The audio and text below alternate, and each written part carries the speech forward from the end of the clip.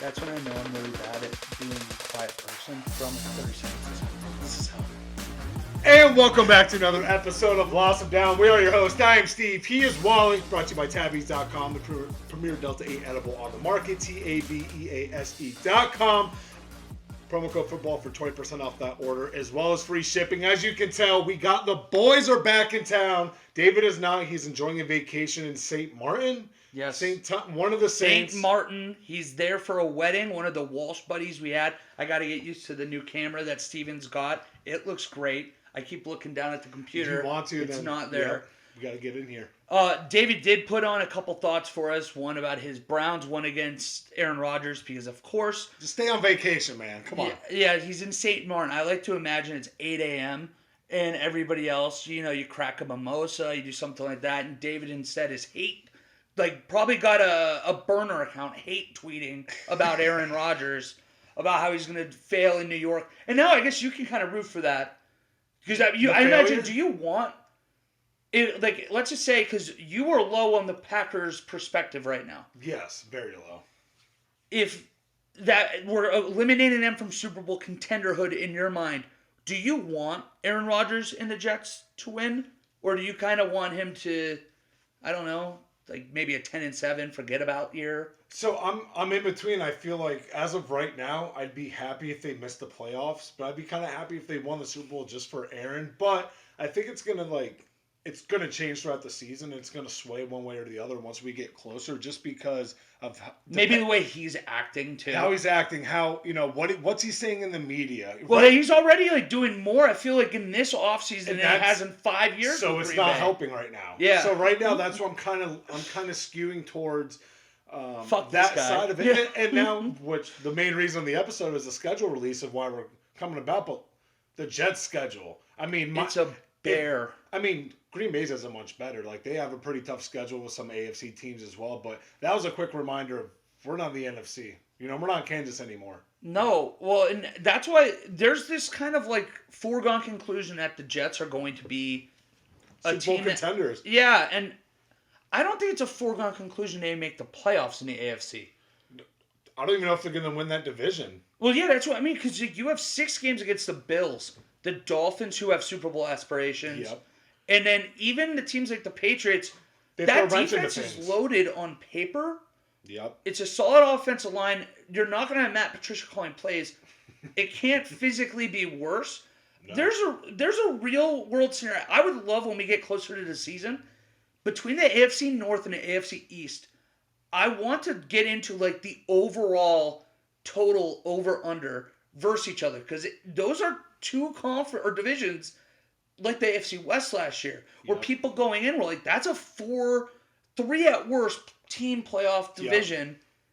And the AFC East, somebody's going to get left out, if not 2 teams. The worst, so we'll start with the North, right? The AFC North, the worst possible outcome for the Steelers is being 9-8. Yeah, it's like they're locked in to at least one game over 500. Exactly. So you need to be at least a 10-win team to sniff a wild card, just from the perspective of the North. Same thing is going to be in the East. You got Buffalo really on Josh Allen an improvement year, someone who's really backed him up. This is the year he needs to pop, because not only does he have to worry about Mahomes, but Burrow's coming up. No one's really talking about Burrow now. He's kind of slid in the cracks this offseason again. Yeah, and then you have Aaron. Understand it. You have Aaron coming on. We'll see what Miami and that offense is looking like too. So it's going to be fun. I was talking about it with a friend. This is going to be more exciting than it was last year, because now we have the addition of Sean Payton and Russ in Denver. Okay, now we're reinvigorating ourselves and maybe thinking that Denver can be something. Baltimore is changing it with Lamar getting back. We'll see if he stays healthy, getting him some weapons. We'll see the strides Deshaun and the Browns make. We'll see what the Steelers look like. The Patriots are there just to be the thorn in your side. Like, they're good for one game a year too, where it makes no sense that they just show up. Last year was the one we were in Vegas for. Dakota and I were all fired up because it was like an early November game against a Detroit offense that had been doing explosive things all year. And I think the Patriots won 29-0. They're just good for a game like that a year where they're either going to out-coach you or just beat you up. And I don't know. For instance, the AFC North, the lowest odds to win the North is the Steelers, and I want to say it's like plus 650, which decent enough odds. I would sprinkle on it. Yeah, for sure. But like in the AFC East, I haven't looked. I'll have to here in a second to verify, but I bet the Patriots are so far and below, unlike the Steelers in the North. And I just think that there's at least a snowball's chance in hell. We're in hell if you're a Patriot fan. Yeah. But there's a snowball's chance they can still win the East. Yeah. Dude. Distant chance, but they could. But you also have to think about it because when we get more into the closer to the season, we're really going to kind of break all this stuff down. Don't forget, Leslie Frazier left that Bills defense. Like, that might be a different defense because we saw with that offense, and yes, it was good, had its hiccup once they lost their coordinator, Brian And Daboll. look what happened in New York with that. Look what happened to the Giants, exactly. So there's so many question marks. We'll see if Nathaniel Hackett can get it right there in New York, if they can keep Tua upright in Miami, and if they can keep him competitive in New England. And again, I can't emphasize this enough. That's just one division that we're talking about in a loaded conference. I mean, and back to the original question of what snowballed in there. Have fun with it, Aaron, right? Have fun with the AFC. Well, I was going to say, you're not playing with all peace and love, Adam Alfonso and Kyle Butson. You're not playing the Detroit Lions and the Chicago Bears of old. No. Your worst case scenario, or I guess worst team in your division, is led by the best head coach in NFL history. Yes, exactly. So it's dude, yip hooray. It is going to be a bloodbath. Just between the North, the East, the West, and Jacksonville, it's going to be a bloodbath between these 11 teams. All right, I was wrong-ish. So Okay. the Patriots were the worst odds, but it's not as bad as I expected. It's in the Steelers' neighborhood. They're plus 750. But Okay. the other teams in there, the worst odds are the Dolphins at plus 290. So it feels wide open, and that's juicy. I might have to run that back. I'm starting to get back on the Miami hype train. Like I was riding it last year. I was a conductor last year. Dude, you worked at I'm gonna SeaWorld go right back last year. Yeah. I let him go. No one was held captive. Well, those are orcas. Are there dolphins there? Yeah, okay. By the way, orcas might be my favorite animal of all time. They're, first of all, what they do to seals in the water too, it's kind of like screwed up, but it's really funny to watch. Nothing better than watching they'll punt them up in the air just like for fun when they're like swimming by when they're not Or even if they're onto like icebergs and they can, tell with some sonar or whatever the hell that they're using. Well, they even do this one where if they're trying to teach a baby orca how to hunt, they'll have 3 or 4 adult orcas swim in a circle around the seal and just throw a baby orca in there. Be like, go hunting. So even when the seal breaks out, they just throw them back in. Hey. Come on, this is for the kid. Yeah, let the kid eat. Would you die with some pride, damn it? Yeah, that's what they're basically saying is like, this is shameful that you're not willing to at least take one for the team here. Before we get into it, guys, if you guys can tell the setup here, shout out to my boy Mello. Got this. When he got this book, Wally doesn't know this, but I saw this a little bit earlier, right? So we got the Mean Joe Green book. OG. Here, kid. Right? Catch. So I'm flipping exactly. So I'm kind of flipping through here, yada, yada. I'm not excited about What's this? A defensive tackle Mean Joe Green card. That actually looks pretty good shape. It is pretty decent, but this is fun. Back in the day with these cards, what they would do is that they would give little tidbits, facts about football. So for instance, what different calls for referees have. Would you take a wild guess at what this call is? Loss of down? What is a referee's signal for loss of down? I mean, right on.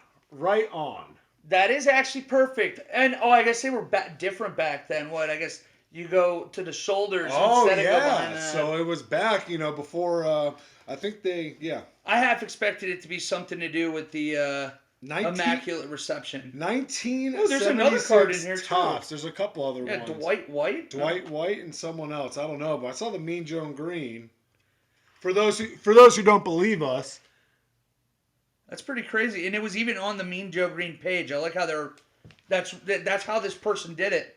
Dwight White on the Dwight White page. This is Pops. This is Pop's old book. I like that. That's a slick little idea. No way. So of course I had to whip that out for Walter. Hopefully my tummy's not showing, even though it is. I've got the Fat Man spread right now, and I always remember when we do these live shows, because when we do at home, I can strategically place it right here. Yeah. Like, you know how every Fat Man on like Snapchat, if you ever took like a selfie, like looking at yourself, the black bar's right here to hide the double chin. Also, the reason why I don't shave, it's horrible. I got this gross like bald spot, but when you're just looking at you head on, it looks okay. So I keep it that way because it covers the chin. So it's you pick your wins, you pick your losses, and that's unfortunately where my brain goes. So I'm on the fat man wide stretch here. This is what we have to do. And for all of you guys at home watching, this is a pretty big couch. And yes, we're purposely sitting this close to each other. We could probably fix it, sit further away, but why? We're so far Next from each time other. we'll be even closer. And you throw in Clavin eventually one of these days, that's going to be three large bodies. It's gonna be like in the 60s when the grandparents used to drive in the cars and they had the bent seating up front. That's what it's gonna look like.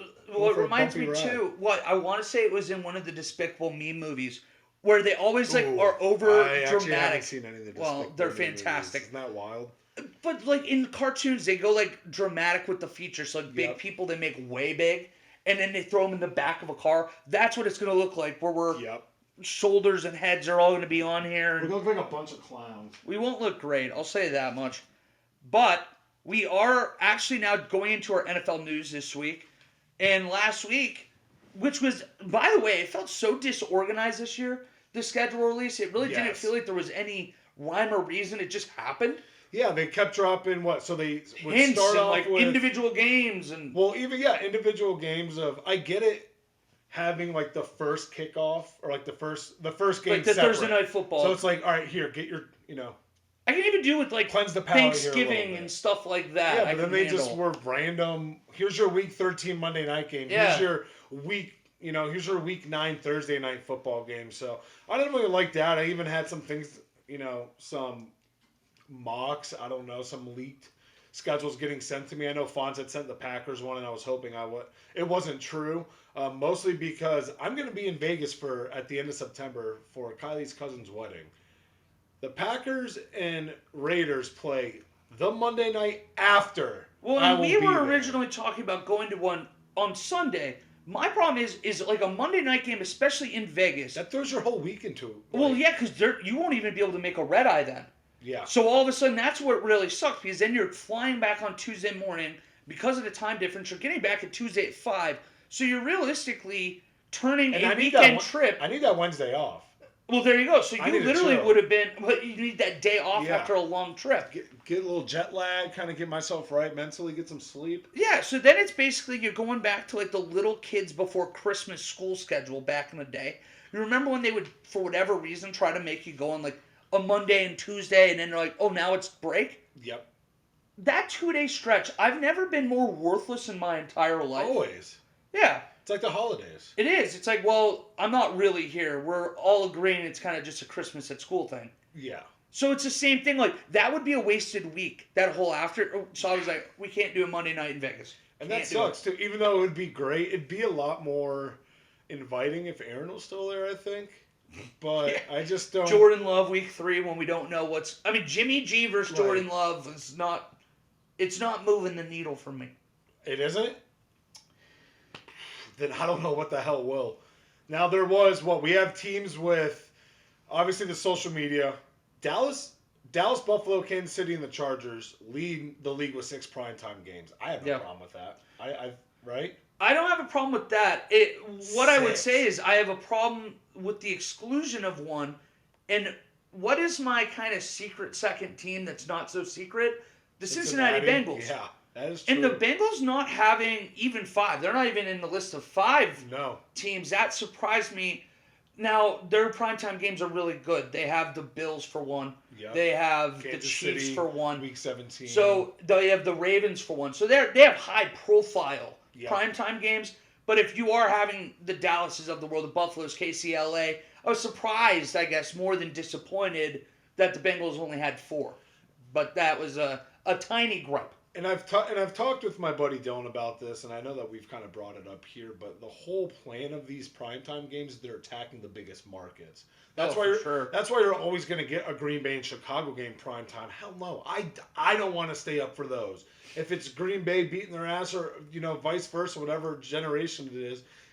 But Chicago's a large spot. You got Dallas right there. Kansas City is the reigning championship. Yeah, you at least have 2 states worth of Kansas City fans between Kansas and Missouri because they're right there. Los Angeles, obviously, we know how big Shitty Los draft, Angeles by the is. way. I got to just throw that in there again. Yeah. Barbecue, great. Yeah, Draft, I mean, it was not like, so great. yeah. Well, here's my thing. How great is the barbecue really compared to everything else? I'm just saying, I think I'm on Team Memphis. You would not survive in Memphis. But no, but if I'm talking barbecue, I okay. bet you the barbecue, I would not survive in Memphis. First of all, hot, humid, miserable, no state tax, so big perk. Liking that. Yeah, you would die going to Memphis. I could. You will. FedEx spot, though, so I'm like a son. I'm a Memphis son. Juicy J. Minnesota, Green Bay, both the New York teams, Vegas, Philly, and San Fran. They all had 5 games. I don't know why. Minnesota's got me scratching my head. Don't know why Green Bay has got them. Understandable for the Jets, Giants. Scratching my head about the Raiders. I'm sure you are too. Philly, San Fran makes sense. I heard I think it was around the NFL, was talking about it, where you're seeing these teams with new stadiums and fun environments inside being rewarded. It's the only thing that you can think of with the Raiders. Because I will say this too, unlike teams like the Commanders or teams like the Giants that seem to get a lot, the Raiders games are at least typically entertaining because they don't play defense. Yeah. So they're at least like an easy watch. When you're watching, like that last year, we had a Bears-Commanders primetime game. And thank God this year they changed it. Not everybody's guaranteed primetime. Yeah. Finally, we've gotten to that point. But it was a 12-7 game. And we were like trying to get excited because Justin Fields made like one great throw in that game. Yeah. Because that was before they started trying to run it around. Where I was even watching, I'm like, dude, they're ruining Fields, and I'm not even having fun watching it. I missed those games though, right? I'm sure you missed those games. It's May. I totally missed those games. I just thought you meant as a Pack fan, but I agree. Oh, no. Those are going to continue happening. Yeah. Colts, Texans, Falcons, Cards, all at 0 though. You were giving me a hard time, and we'll bring this up with David next week too. But we're talking about best time zones for football. Mm-hmm. And you were giving me a hard time because, anyways, we'll get to that next week. It was too vague. I'm more of an NFL guy than college, so we're never going to sit the same. And but I definitely have a change to my answer. Yeah, okay, well, I like that. Maybe mountains. Yeah, that's pretty sweet. I'll go mountains. See, that's why I love Central, but we'll get to it. I think Mountain Time is my Central Time, you know? Like, it might be. Central, but Mountain Time. It could be. Well, it's just something special about the idea of watching a game when you had time to wake up. I don't want it first thing. Yeah. But at the whole reason I got onto this is that Hawaii overbets. Someone has to watch Hawaii games. No, they don't. And they kick off at 12:30 sometimes. Right? Yeah. Do they kick off midnight at Saturday, midnight Friday? It'll be midnight Saturday, so going into Sunday. Okay. So whenever you have to try to watch Hawaii UNLV and then turn around and wake up in 6 hours to watch the Germany game, that's something I don't think I could do anymore. That would suck. But the one thing I did like when we were out in Vegas, but it sucked, is we'd get in. You can get in, started early, but then when it's 8, it's everything's done basically. Maybe there's a game, or no, probably around 10 or 11. They're like, no, this is all done. When nowadays, or being on the East Coast, we're like, dude, first quarter just started for this. Well, that's the thing that we were talking about, where imagine a scenario where, it's awesome that you have football throughout the day, but it's Sunday night, and all of a sudden it's 8 o'clock, and I'm just supposed to go to bed and be a normal person. The games are all over. That would be hell. Central Time, it's 10 o'clock. You can get yourself a. It's at 11. Well, if the game starts at it'd be 7. It's the NFL. You know they're gonna leak that. Get to the commercial. Well, 10:30. Get to at least midnight. 11:30 midnight. Either way, Central Time, best time. We'll get into that with David. Well, I'm also not a night owl like you guys. Well, yeah, I am. I don't know what I'd call him. He's just an old man. He's David. I wake up and I get the 5 a.m. text. I'm like, what are you doing, brother? Like that? Yeah, you were my last text and now my first text. Last text at 1, first text at 4. Yeah, I'm all right, man. I don't need this right now. So we have, there's 280 plus games, whatever it may be. So I know it's going to be kind of hard to break down with it, we don't have exciting teams. I think David actually has the most exciting team out of all of us. Who would have thought we were going to say that? And I still think they'd be my removed 4th pick in the AFC North. They could be. I mean, that's how good the North is. Yeah. It's not a shot at Cleveland. I just No. like the Browns. I think might be the 4th best team because we don't know about Deshaun Watson. Yeah. We're still waiting to see if he's a quarterback still. Yeah, but we can kind of make the same argument about what's Lamar going to look like. Is he going to stay on the field? I'm drinking Kool-Aid. What's Joe Burrow going to be looking like with losing some defensive players? See, I'm drinking the purple Kool-Aid on Baltimore. I kind of am too right now. It just feels right. Like I love purple. It's my favorite color. You and me both. I know. We've always had that great thing. Yeah, their purple's just a little. I miss the old, like Dante Culpepper. It was almost like a different shade, like a little bit lighter almost. Yeah. I don't know what you'd call it. It's like the Lions. They're more of that like vibrant blue now. The Honolulu blue, baby. Yeah, and I kind of miss that like faded blue of the Barry Sanders era. Like the Ravens are like plum purple. Yeah, and it's like too that much. Dark. No, I like it. The Ravens. The Ravens. The Ravens are saying Edgar Allan Poe purple. Yeah. See, I love me some Edgar Allan Poe. You got to. Nevermore. Nevermore, baby. Oh. Do you want to go read some of those books right now? I have the audiobooks on my phone. Why don't they ever make Edgar Allan Poe movies? I know they made a movie with Edgar Allan Poe Basically, if stories. Tim Burton produced it, it's basically what Edgar Allan Poe would have done. I think he's the best case we have for reincarnation. That's the best case? Like, Tim Burton is Edgar Allan Poe. What about Guillermo del Toro? I don't know who that is. That's a little bit more hardcore stuff. Like Hostel. I don't know who that is. It's like a step above Saw. I just know Hostel's like... Not the actual hostel. Like, you can stay. It's like a hotel, but like with public people. Like public living. Yeah, isn't that pretty... Dude. I've been to there once. I've been to one once. Why? Because we had, back when I was in college, my buddy, Textbook Painting, we had a meeting. That was his name. I thought you were going to call him like Textbook Sam. But that would be awesome. Okay. But no, Textbook Painting. We had like a giant meeting that week, so it was like 50 of us. And it was cheaper, so they just basically rented out the hostel for the Textbook Painting. Did you guys have some orgies or what? No orgies. Believe that or not. So but it was weird. The point of... You know, I didn't know about hostels until after that experience. Yeah. But in hindsight, I look back and I'm like, what would I have thought was going to happen? Yeah. I went into this. Ever since that section in history when they're talking about all the immigrants coming and just stuffing them in the housing, that's what I think hostels are. It felt that way. You're like 75 deep in homes. When it was a Friday night, there was like 30 people. We were all drinking. And when you look back, like I said, I didn't know what they were. In hindsight, it doesn't look great. There's definitely some sexual things that you missed on that trip. I was out cold for 8 hours. Anything could have happened. Yeah. Didn't you get a weird limp after that one? Had it for a while now, yeah. Since then.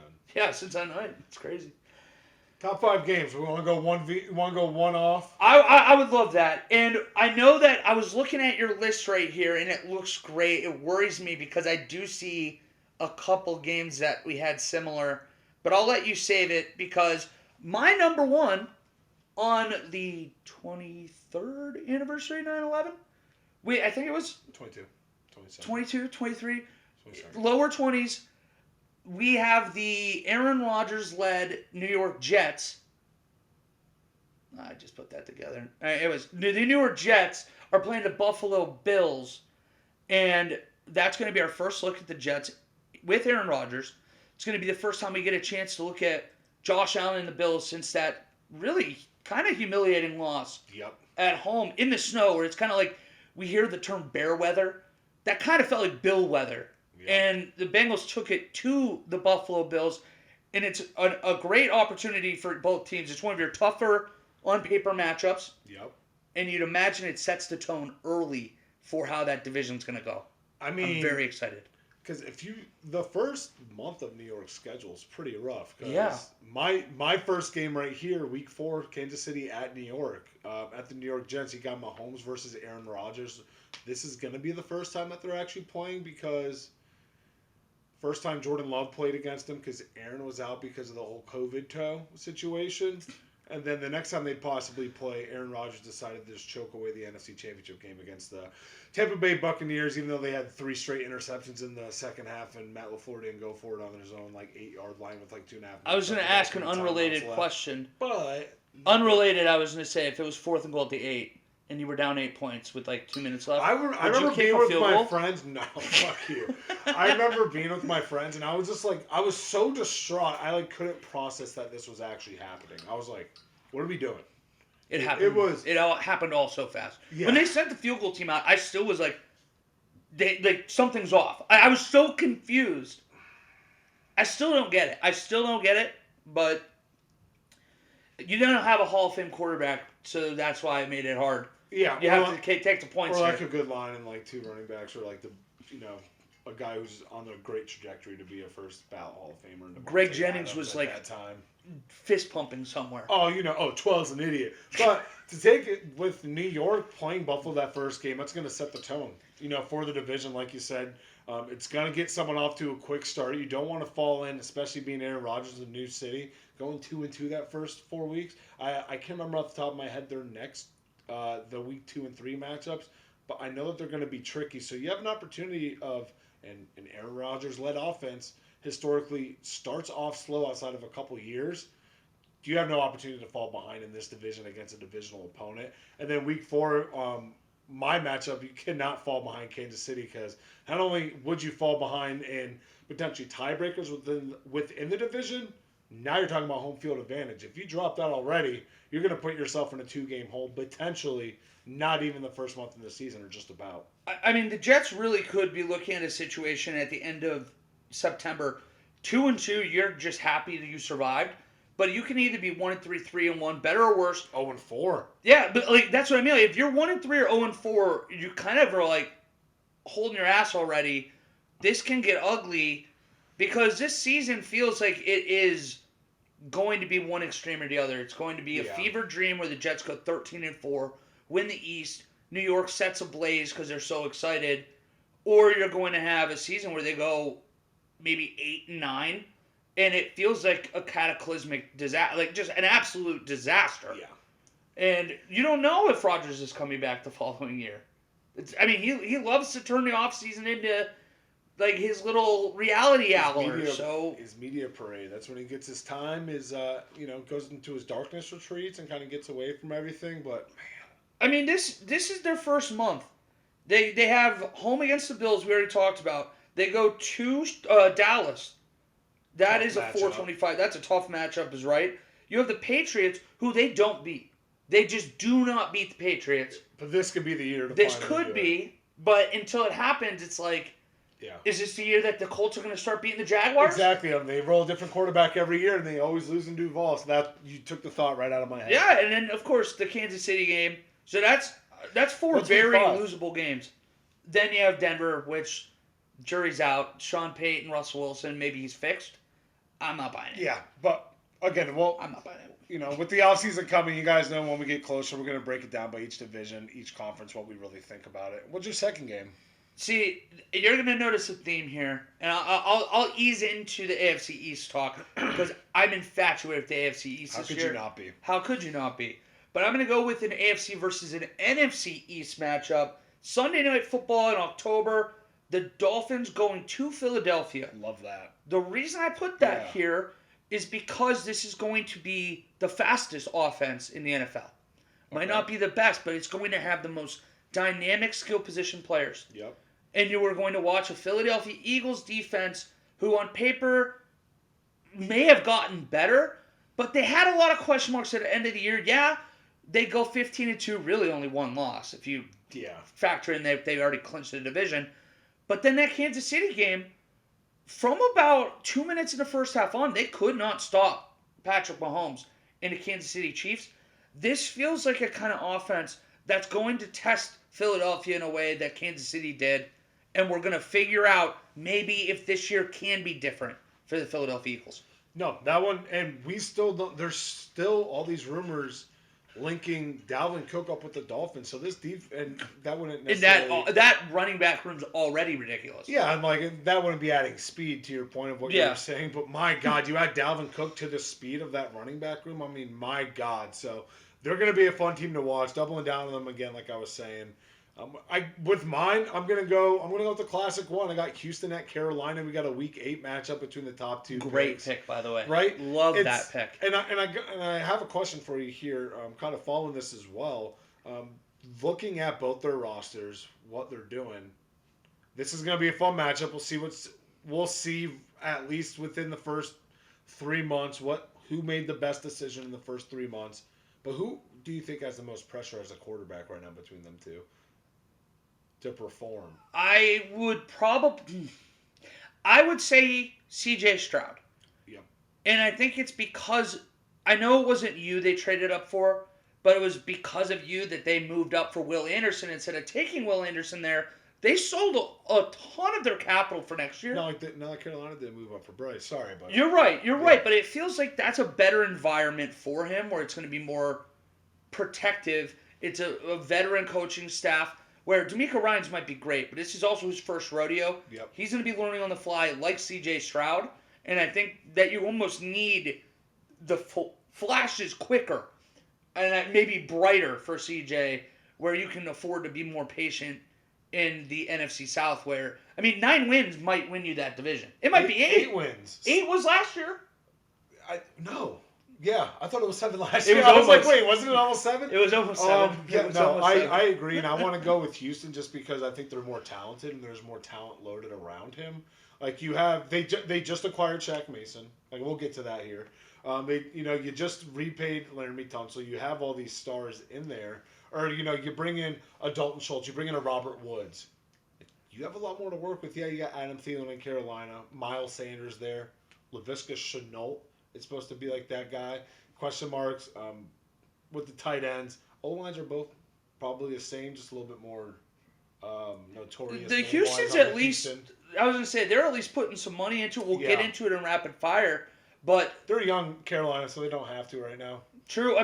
Icky started coming around at the end of last year, your NC State Wolfpack boy. So the line is getting better for both of those teams. Both should have decent receivers, although Adam Thielen, I've said it since that trade happened, it didn't make sense to me. Yeah. But I do think Bryce is in a better position at this moment. It's almost like you're leaning more on Stroud. You freaking out about that video coming out about Bryce Young behind his O-line taking that first I wasn't freaked out until... he looks small, right? Like... he does look he looks small, right? I've seen people look that small in there. Wait for him to kind of build out a little bit, but my thing is he was also rolling out, so he's kind of... It's a trick on the eye. It's a trick of the eye. Yeah, it's like an optical illusion. Don't get me wrong, though. He definitely does look short. The coaches watched him work out. They watched him play games. The scouts were at his games. It's like it's not like this is a surprise. Yeah. When everybody flipped out about the video, it's not like Frank Wright was sitting there. Jesus, he's so small. I didn't even know. Yeah. Why didn't no one tell me? Dude, why don't they take their height and weight at the combine? Exactly. Why don't we check these things? It's so weird. Oh. But I'm going to transition off of yours, and mine's going to be a big reach here, this next one. Okay. But I'm inspired by you. And it is going to be rookie quarterbacks again, but it's the different two. Okay. I'm going with, I believe this is week 8 as well. Wait, no, that is week 6. Tennessee is traveling to Indianapolis. And I am buying into the smoke that Ryan Tannehill will not be a Titan by this point of the season. Okay. You'll have a team, maybe Atlanta, that would like to grab a guy like that, immediately become the NFC South favorite. But you get the Anthony Richardson-led Colts, who it sounds like it's very clear they're going to start him day one. Do you feel vindicated? Do you feel justified taking Anthony Richardson when a lot of people were a little unsure of him? Yep. And Will Levis, I'm buying all the smoke that he's going to play 10-plus games this year for the Titans. Okay. It's a rebuild, but you've heard Ballard even say it with Indianapolis, ironically.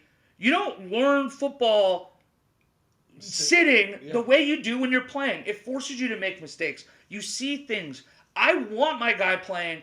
I love Anthony Richardson's going to be in that game, and it's a fun point of the year because you'd imagine both of those teams aren't playing for much besides hoping these quarterbacks look good. No, for sure. And I wonder what the June 1st designation or what the number would look like on Ryan Tannehill before he was going. Maybe that's why he's like, because we know Maybe last I have to year. check that for you here. We know last year his job isn't to come in and mentor Malik Willis. It definitely isn't to come in to mentor Will Levis, even though they look identical. Well, Malik Willis, is he even going to be there? No, because they're expecting that. Dude, Will Levis might be the only quarterback on the roster that after like June 15th or whatever it may be, that they're going to have to bring in some other guys or promote people from practice squad. That's not a bad take. And especially with Atlanta, Arthur Smith, former offensive coordinator for Tennessee, that would work perfectly within that offense. Maybe he gets Derrick Henry in that trade too, and they just kind of bring in that new. Well, I mean, right now it shows they just want every running back in the league. Yeah, I want Derrick Henry. Dalvin Cook's free too. Yeah, it will be like, remember Miami a few years ago when they had like 5 veteran running backs? Dude, it's like that scene in Dumb and Dumber when they're like picking up hitchhikers. Like, look, more hitchhikers. Pick them up. That's gonna be Atlanta's front office with running backs. Well, I mean, you at least... Look, Eddie Lacy's there. Pick them up. It's like, if you add in Ryan Tannehill to that offense, it legitimately is... Dude, it's I mean, hard. that's in the NFC... I mean, all peace and love once again to your NFC brethren here. I know where I'm at. Yeah, it's... If you add in Ryan Tannehill, how many teams are you putting ahead of the Falcons in the NFC? The Eagles? The 49ers?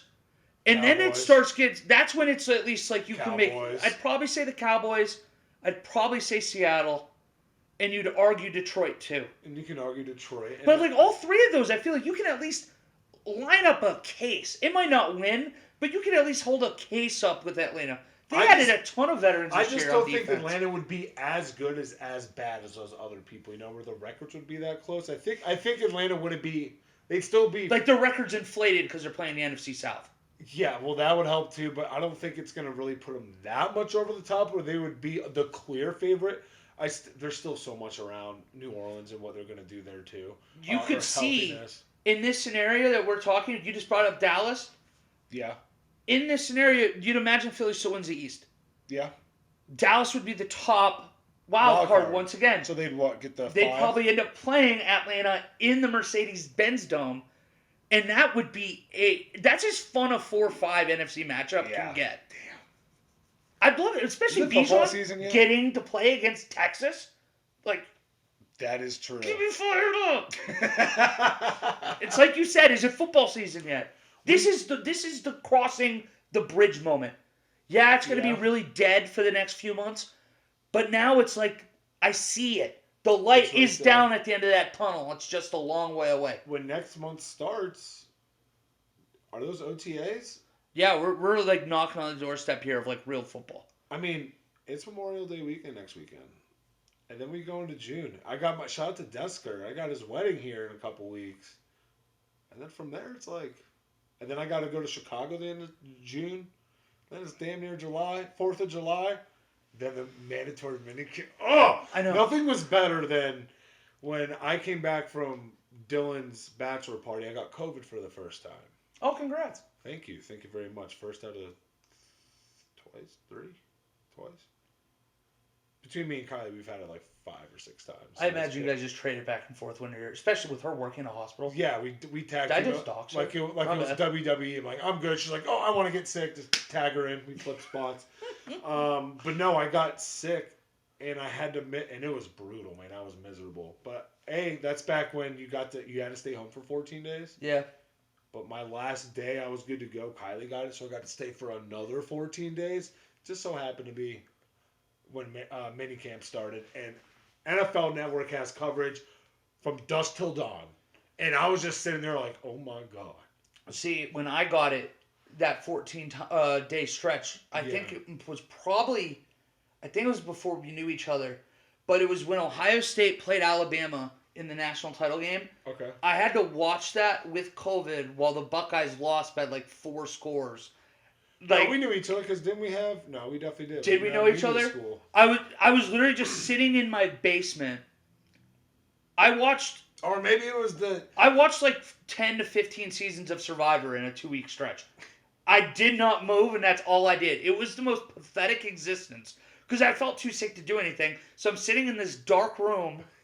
I forced myself. This is good for you. Yeah, this is great. But I forced myself. I probably had 10 beers watching the Alabama-Ohio State game with COVID. Felt like shit. Didn't taste them at all.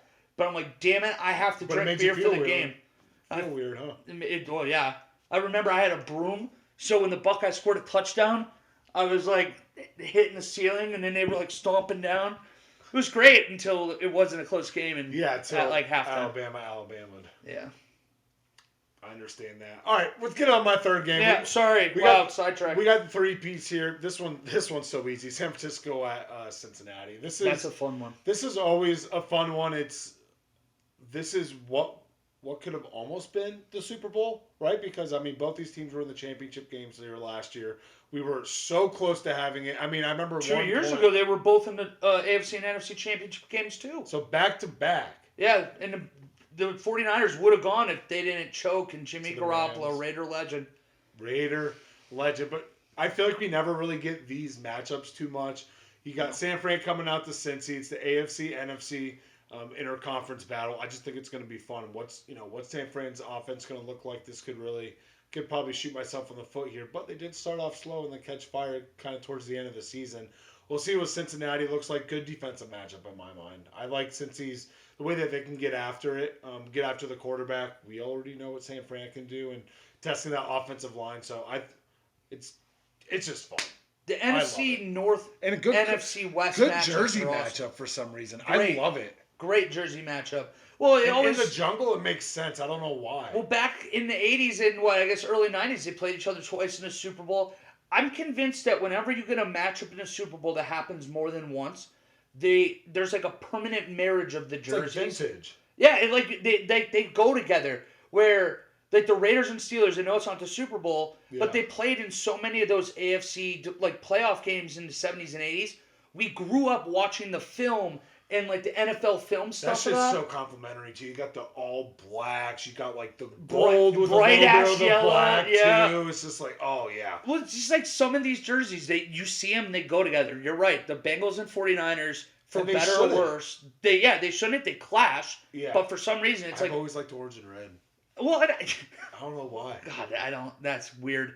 No, why? See, when I think of 49ers, perfect matchup, perfect jersey matchup. It's got to be Dallas, right? Yeah, Cowboys. It's got to be the Cowboys. All the old school ones when they had like the stars on the shoulder pads. It was like awesome. Michael Irvin, Troy Aikman. Yeah, the coked up Cowboys. That's what I'm talking about. Yep. That's the Cowboys we know and love. But no, I completely agree. Love that game. My next one though. Is this 4 for you? 4. Yeah. And we're going to 5. We probably should have said that earlier. I know this is really disorganized. We're already at 40 minutes. It's crazy. So we'll have to figure it out here in a second. Black Friday. Finally, sweet. We have a Black Friday game. Idea. Dolphins at Jets. You would imagine one of these seasons, these teams have soured at this point. They're probably on the outside looking in, and I kind of want the chaos factor of that. Well, see, it's the perfect timing where it could be. This game could turn that team's season around. Yeah, it could. This game could really matter. You got, 5-6 weeks? It can also be a national embarrassment. You're the only game on television. Let's say that the Jets are 6-5 and the Dolphins are 9-3, 9-2 at this point.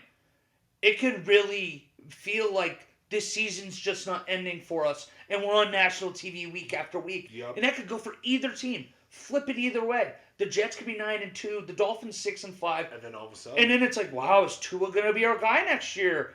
Is Mike McDaniel? They were talking about moving off of him after this year. So they could win 6 in a row after that, or with that including. You're like, oh. So that's a huge one. Plus, again, being the first standalone Black Friday game, I love it. I cannot wait. And to your point about, depending on where those teams are sitting, even though Green Bay didn't make the playoffs last year, they kind of started that run. One of those games included smoking Miami Christmas Day in Miami to kind of get that going with.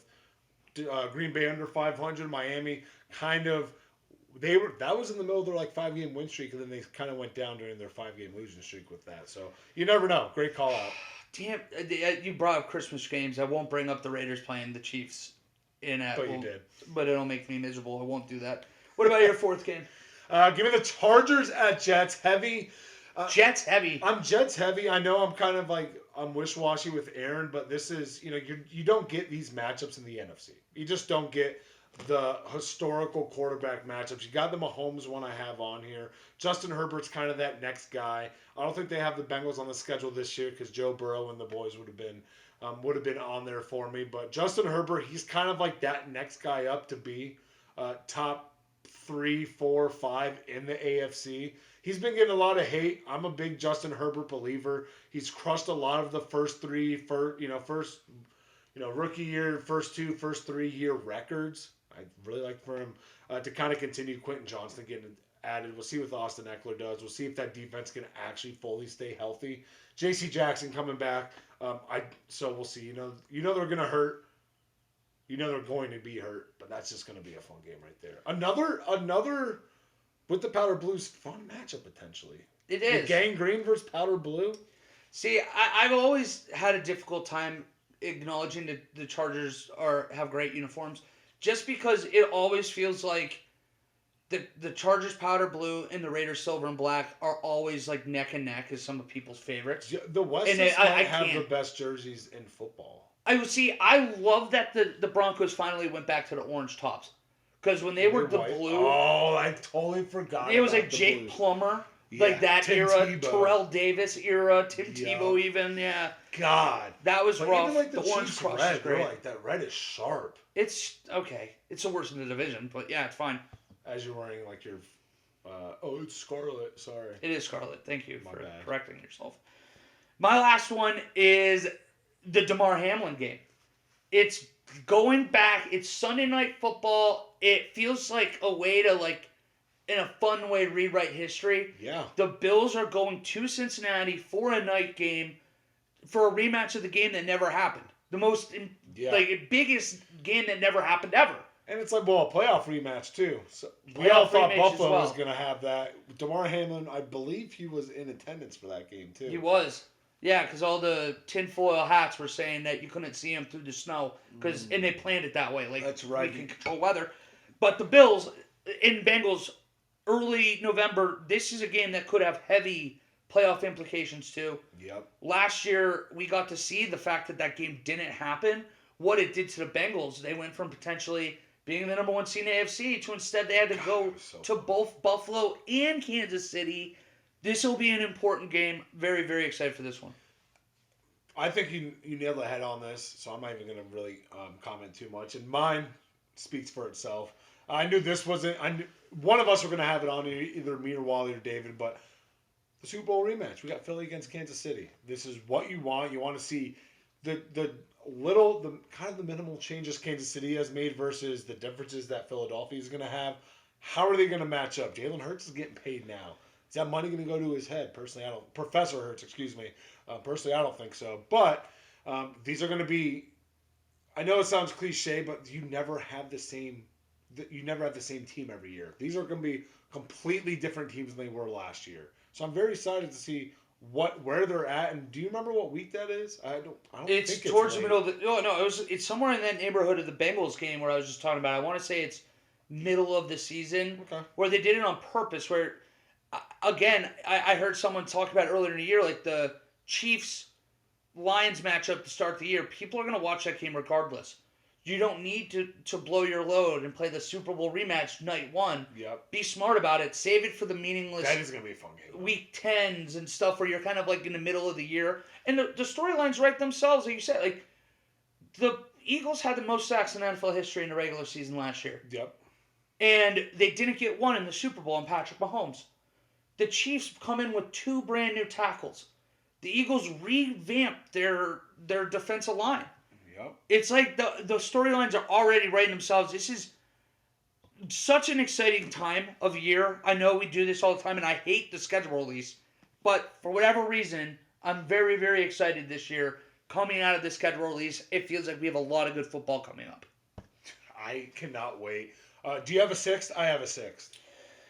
Well, mine, I was going to say my 6, it looks like it's very similar to yours. And So our 6th. yeah, I'm good with that. AFC North, West, East. You every say divisional West. game. Fuck the AFC West. It's a joke, but I'll give you that. You can have that too. Just the divisional games. That don't involve the Raiders. Yeah, we're the Broncos for me.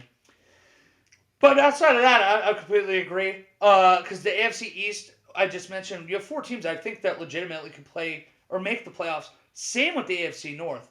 I'm actually very, very excited to watch. The AFC North has a brutal schedule too. They have the NFC West. Those can be fun. You get the 49ers for both teams. You get the Seahawks with all the teams. Yeah. That's like why a sneaky game is that Week 1 Steelers-San Francisco matchup. Another classic games, but the uniforms don't work in that one, and I don't know why. I like them. I like it when it's in Pittsburgh. I don't like it when it's in San Francisco. I think the white 49ers So the black on white versus the red on white? Yeah, but it just looks better to me when it's... But what if the red on black, though? The red with the black Steelers jerseys? Oh, like you want both homes, you're saying? Yeah. Oh, forget that. I've never been a fan of that. The double home jerseys? Yeah, like when you see UCLA and USC play, and one wears the red home, one wears the blue home at the same time. That makes sense, though, because they are technically both at home. Like, this is their home. That's where it's where they live. It's where they preside. Did you say preside? Preside. Previously resided there. Oh, I got it. Let's get into... Do you hear that? I know you hear it. I think I hear it. Shit, is that actually outside? Nope, just the rapid fire segment. I know you guys hear the sirens. Don't worry. No fire going on here. But we do want to remind you that this rapid fire segment is brought to you by Abby Turner Creative. Your one-stop shop marketing agency specializing in branding, high-end photography, fashion, and more. Especially if you're our age where it feels like there's engagements, weddings, baby pictures. You name it, every single weekend they're happening. Abby Turner Creative is the only way to go. Check her out for yourself at abbyturnerphoto.com. That's Abby, A-B-B-E-Y. We're on Instagram, Sawdown and Sapphire. Again, that's abbyturnerphoto.com. Dan Snyder is no longer the owner. Josh Harris Group is now in charge. So, Wally, I know I see it on here. Let's give her a little background. Josh Harris, billionaire that co-founded an asset management firm in Baltimore, Maryland. Summer of the 90s. Makes a lot of money. He's also the co-owner of the 76ers, the New Jersey Devils. This group is also going to have David Blitzer, who owns Crystal Palace FC. Magic Johnson's a part of this as well. Dan Snyder's out, though. Well, that's what matters here. Yeah. I don't know anything about Josh Harris Group, but he's not Dan Snyder, so to me, it's a home run already. It's a damn great group. Well, yeah, I was going to say Devils and the Sixers both were in the playoffs for the NHL and NBA, respectively, this year. Both out in the second round. Sucks. Both got... Oh, man. I'm actually pretty excited to... Go Canes, baby. Yeah. Go Canes is right. I'm ready Hey, for you're talking Canes. to someone that took over 50.5 points, rebounds, and assists at plus 280 for Jason Tatum yesterday. He had 51 points. Oh, that's cash. That's going to be pretty easy. That was fucking cash. Negative assists are hard to come by. Speaking of owners, Tom Brady is in talks for a minority stake in the Raiders. Wally. There's apparently no football implications to this, so I'm not really sure what the changes are. So I'm going to wait and see. It's just weird to think about Tom Brady walking around in a suit nice game today, Jimmy. In Vegas, though, it would make sense, and of course, he needs to come just ruin Jimmy Garoppolo's career a little bit more.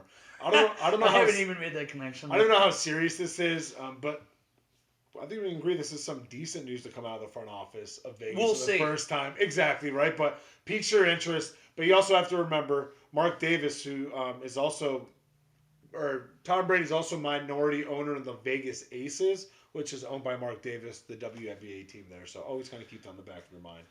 True, I guess. Go Aces. Texans going to work for CJ Stroud. Shaq Mason, like I said a little bit earlier, 3-year, $36 million extension. How great is this for your rookie quarterback back there? It's a good move. I mean, he's a solid guard. He wasn't exceptional last year, but he's a solid veteran.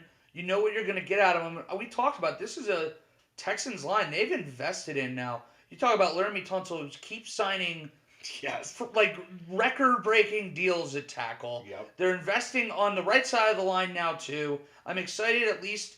Maybe he can find an open receiver. The only problem is there's not really any good receivers to throw to. You got to hope John Mechie really pans out. You feel like you get 3 first-round picks this year between Mechie, Will Anderson, and CJ. Trying to spin it. I'm trying to spin it positively. Well, hopefully Damian Pierce is going to be in there. I know He'll I be said a a little beast. bit earlier you got Robert Woods that was thrown in there. You add Dalton Schultz, which is good for not only your a little bit on your tackles, some more pass catching as well. So I'm excited. Texas are making moves, and this just clearly isn't the same team.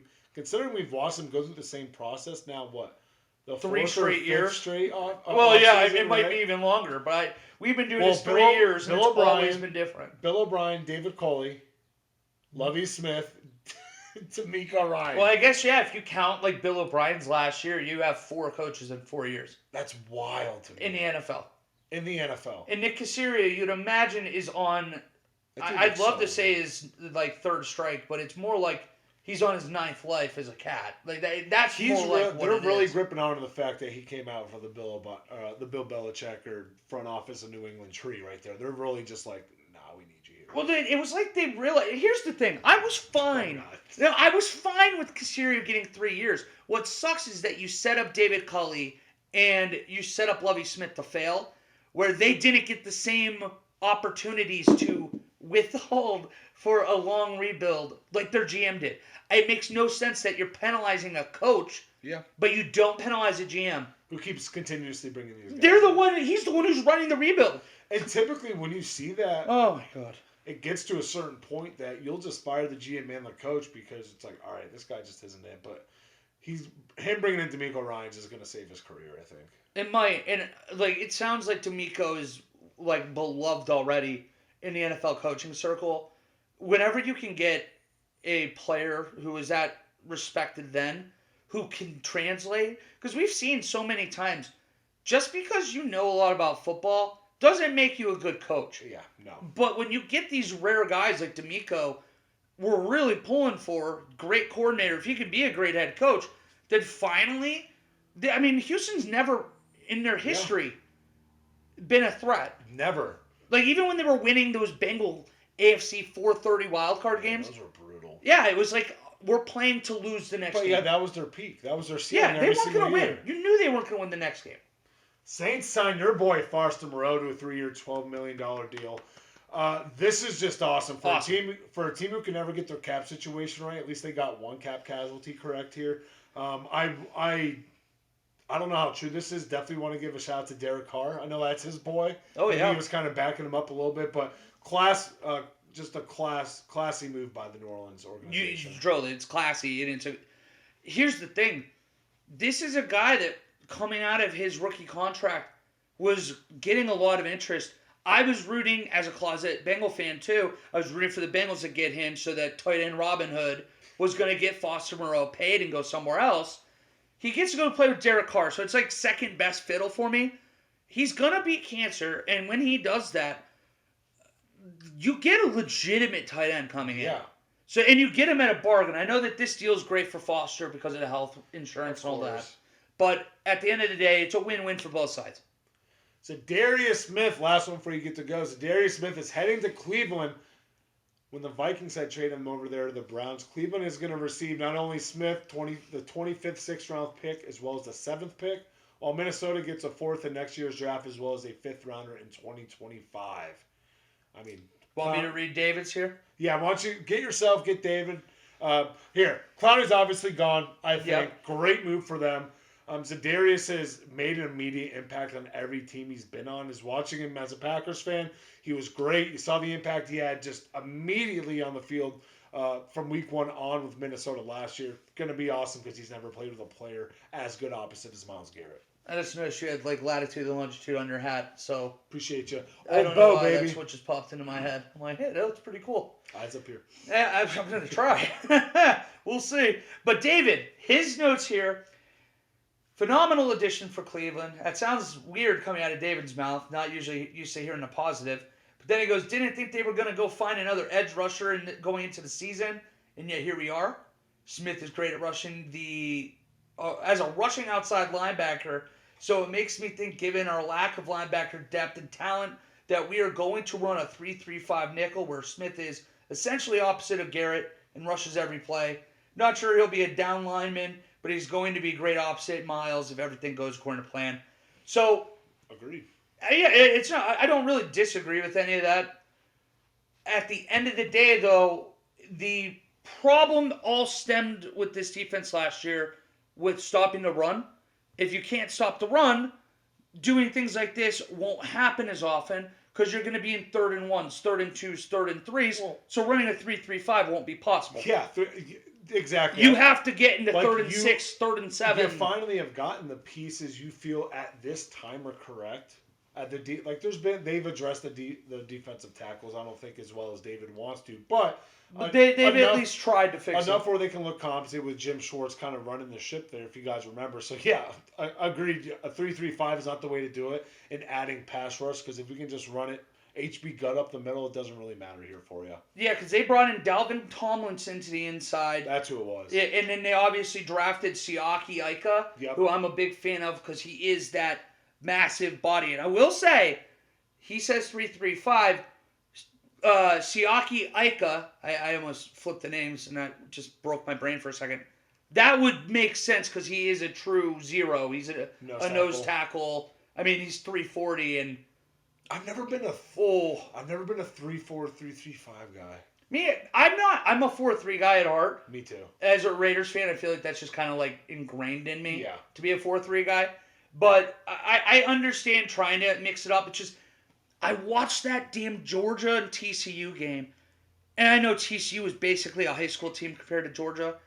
But you got to see that 3-3-5 just get absolutely worked. I mean, it wouldn't be their base, is more or less what I'm saying. And I think David even means that 3-3-5 would be more of like a dream scenario. You get into 3rd and 8 scenarios. Dude, give them a 5-5-5. They weren't stopping Georgia. You could have gave TCU a 5-5-5. Yeah, that was wasn't great. No, it was bad. Not great.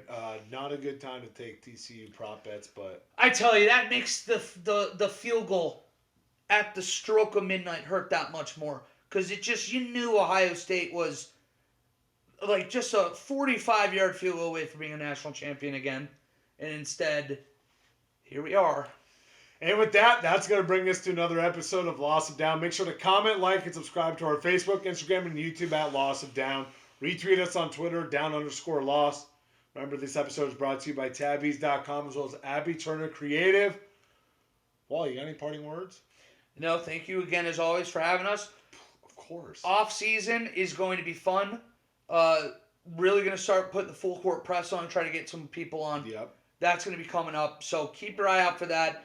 Also floating the idea around getting some of you guys on. We've talked about that. If you're interested, reach out to one of us and we'll figure something out.